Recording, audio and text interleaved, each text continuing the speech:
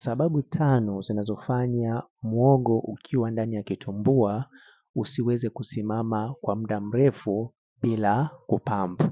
Ni muhimu kufahamu kwamba zipo sababu 5 ambazo zinafanya muhogo usinyae au ushindwe kusimama kwa muda mrefu ukiwa ndani ya kitumbua kwa kushindwa kuendelea kupampu. Kwa hiyo ni vizuri zaidi kufahamu kwamba kama mwanaume ana tatizo la kiafya au kama hajatumia vibutisha, yani kubustisha, ni ngumu sana mwanaume kukaa amesimamisha muhogo ukiwa ndani ya kitumbua bila kupampu kwa sababu hizi 5. Sababu ya kwanza kabisa ni sababu ya hisia kukata ghafla, kwa sababu mwanaume anapokuwa amedindisha muhogo katika kitumbua afu akawa pampu, huwa hisia zinakata ghafla.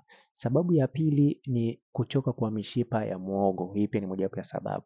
Na pia sababu ya 3 ni sababu ya kuchoka kwa mwili, kwa sababu mwili unakuwa unafanya kazi zaidi. Hii pia ni mojawapo ya sababu ambayo inafanya muhogo kuweza kulala. Na pia sababu ya nne ni sababu ya yani kukata hamu ya kuendelea kufanya faragha. Hii pia ni mojawapo ya sababu.